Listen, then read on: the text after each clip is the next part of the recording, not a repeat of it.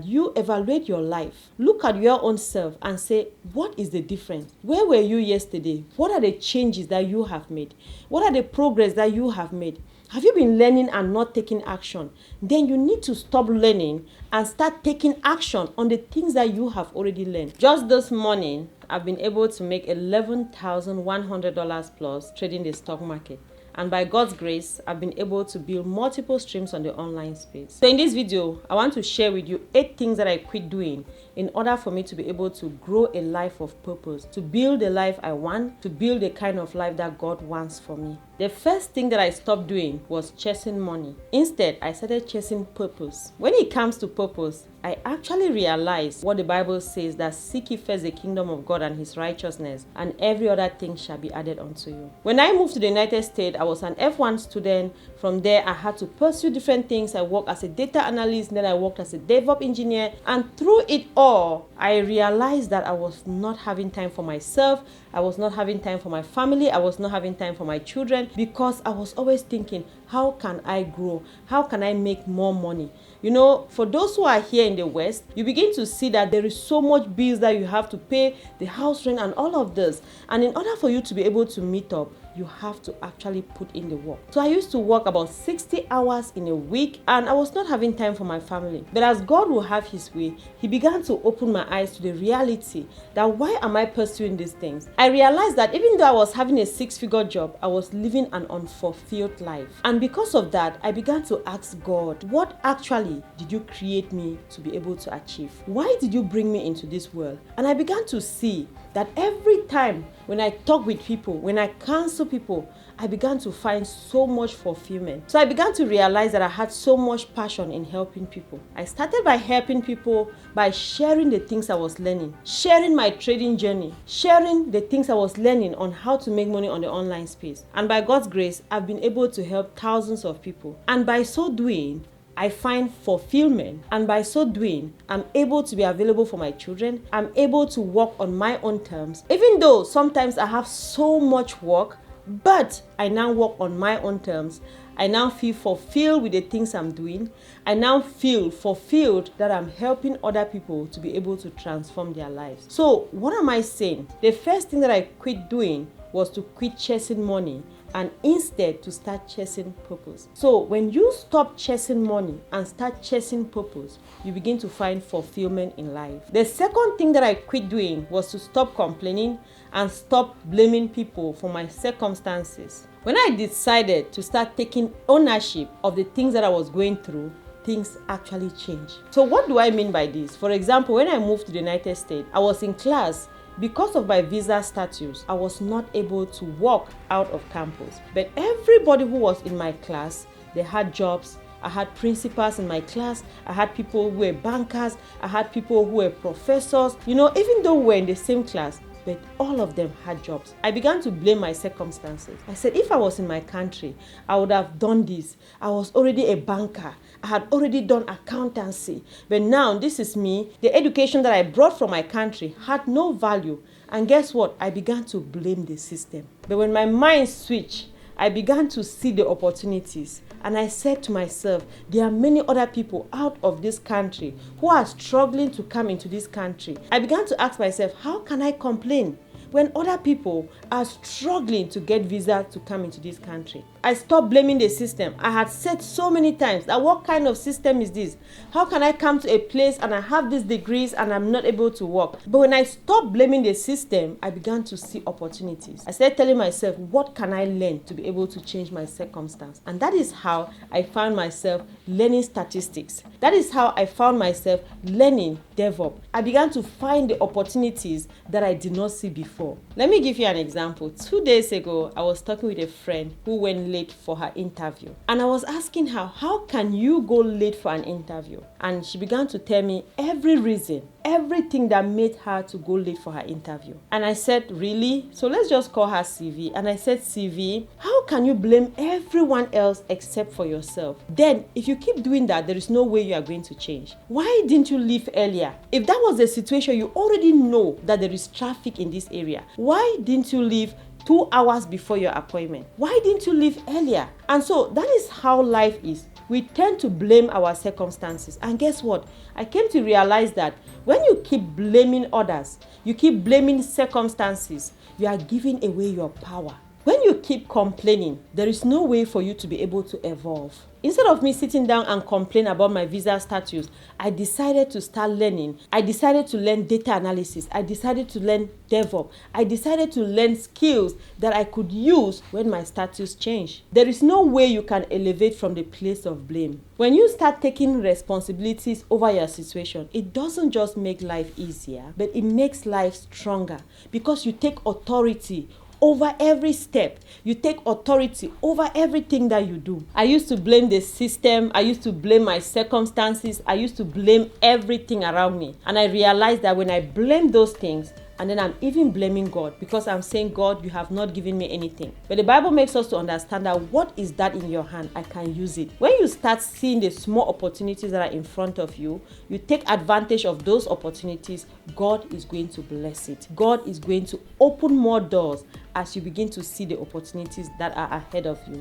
I quit complaining and I started taking ownership. The third thing I did was that I stopped taking advice from people who were not where I wanted to be. This is something that is very tough. So there are so many people like our family members, our relatives, our friends. They love us so much and they want to help us. They are doing their best. They are giving us the best advice. But you know what, overcomers? If they have not been where you want to be, no matter how they try to advise you, there is no way it's going to yield fruit. Let me give you an example. I know of a woman who is a married counselor. This woman has had 4 different divorces. So she divorced, she remarried, she divorced again, she remarried, and then it has happened 4 different times. And I'm asking myself, how can somebody be a marriage counselor and they are not able to keep their own marriage? So what are you counseling people about? There is no way I can go to that person to be able to advise me regarding my own marriage. And so that is exactly what I'm talking about. Your family, your friends, your parents, they might have all the good intention about you, but because they have not been where you want to be, there is no way they can give you good advice. Yes, they can pray for you. For example, when I quitted my 6-figure job as a senior DevOps engineer, many people criticized me. Many people said many different things, right? Why? Because they were limited. If you look at statistics, you will see that there is no billionaire who has become a billionaire by earning salary. I came to realize that earning salary is just the way to get to where you want to go. It just depends on where you want to go. When I realized that I wanted freedom, I wanted to be available for my children, I needed to ask advice from people who were living the kind of life that I wanted to live. The good thing about it is that with the internet now, there are so many lives ahead of us. There are people who have gone ahead of us. They have written so many books that we can read. And so I stopped seeking validation from people who had not been where I wanted to go. Do I take their advice in different areas? If I want to build my finances, I'm going to take advice from somebody who is where I want to be. If I want to build my marriage, I'm going to take advice from somebody who is where I want to be. If I want to lose weight, I'm going to take advice from somebody that I admire, somebody who is already where I want to be. I'm sure you understand. So what did I do? I stopped taking advice from people who are not where I want to be. The 4th thing that I quitted was that I quit entertaining energy drainers. Let me explain what this means. I have this particular friend. Every time I call this friend will give me all kind of complaints. They'll start telling me everything, even though I'm the one who called, but they will complain and complain and complain. So I'll give them advice, tell them the things that they can do. They'll complain about their finances, complain about their marriage, complain about... Every time I talk with this person, when I'm done, I feel like, why did I make that call? I feel so drained. It's always negative. And I prayed with this person, advised this person, give them ideas on the things that they could do. But every time when I talk with this person, we went back to those same complaints. Did you do what I asked you to do? Nope, they didn't do it. And I kept asking myself, why do I keep doing this? I realized it was as if I was just turning around the same place over and over. In as much as I loved this person, right? But because they were draining my energy every time, I needed to quit that relationship. I needed to reserve my energy. I needed to learn how to protect my peace. Naturally, I will always want to be there. Naturally, I want to always support people. I want to always help people. But I realized that was draining me. I had to take a step back because I was not going anywhere. I needed to preserve my energy. I realized there were times that I would talk with people over the phone, talk, and at the end of that day, I would realize that I could not do anything again because I had been so drained from the discussions that I had with them. Is it that you don't have to have relationship with people? No. But when you are on your journey, there are some steps that you need to take and build relationships that are leading you toward the journey where you want to pursue. The next thing that I quit doing was that I quit saying yes to everything. Just like I said before, I want to help people. I want to always be available. But you know what? Because I was always saying yes to everything, I found myself unfulfilled because I was not even able to meet up with the things that I had promised, that I had said yes to. I realized I could not do those things effectively. Even when I started on the online space, I had so many collaborations. Now, this person wants to collaborate with me and I say yes. But at the end, I'm not able to fulfill it. I'm not able to achieve. I'm not able to give in my best. Because of that, I realized, no, there is no way I can say yes to everything. I started learning how to say no. So I quit saying yes to everything in order for me to purposefully build the future that God wants for me. So every time I say no to distractions, I'm saying yes to my destiny. The next thing that I quit doing was to quit being a prisoner to my phone. Overcomers, there were times that even when I go to bed, right, I'm on my phone. I want to see the latest. I want to see the latest news. I want to see what is happening. Does it mean I don't have to see those things? No, I can watch those things. I came to realize something. If you are focusing so much on your phone, you are not able to take control of your situation. Then your phone takes control of your focus. So I used to go to bed. When I go to bed, I found myself scrolling.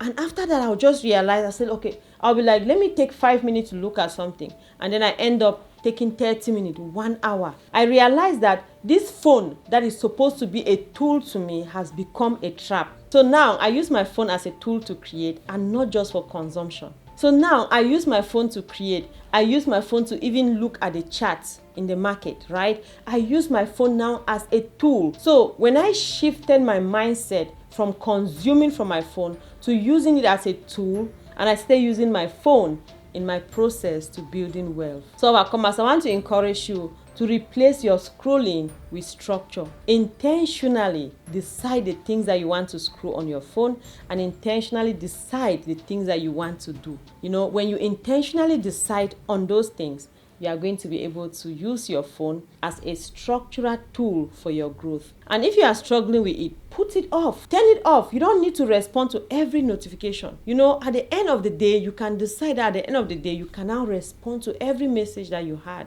Are there emergencies? Yes, there are going to be emergencies. But I'm just saying that I quit using my phone just for scrolling. The seventh thing that I quit doing was that I quit acquiring knowledge for knowledge's sake. There are so many people out there who have so much knowledge, but they are not applying that knowledge. Before, I used to read a lot of books. I'll read books, but I will not apply anything. But right now, I'm not going to read any book if I know that it's not important for me in the season in which I am. So I read books because I want to get knowledge based on a particular thing that I'm working on. For example, if I'm trying to learn how to create a Shopify shop, then I don't need to be reading books that are not related to that. I'm going to read books. I'm going to learn things that are going to help me to be able to answer that question that I'm trying to solve. The Bible says in James chapter 2 verse 26 that faith without works is dead. So there is no need for me to keep learning without applying the things I am learning.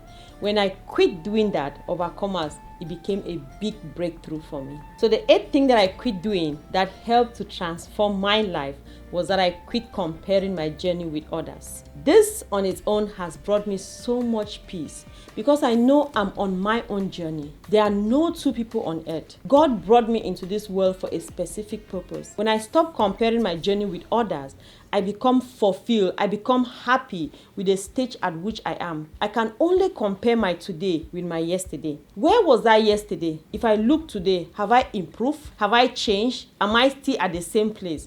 So the encouragement I want to give you is that you evaluate your life. Look at your own self and say, what is the difference? Where were you yesterday? What are the changes that you have made? What are the progress that you have made? Have you been learning and not taking action? Then you need to stop learning and start taking action on the things that you have already learned. Stop comparing yourself with the people on the internet. Those people, they are on their own journey and you are on your own journey. By the time you start looking at your yesterday and desiring to become a better person tomorrow, things are definitely going to change. So in summary, I came to realize that the fastest way forward is to stop doing the things that are holding you back. When you begin to move in obedience, I want to assure you that you begin to overflow in life. You are going to begin to flourish. I pray that by God's grace, He's going to help you to be able to step forward and pursue the life that you deserve.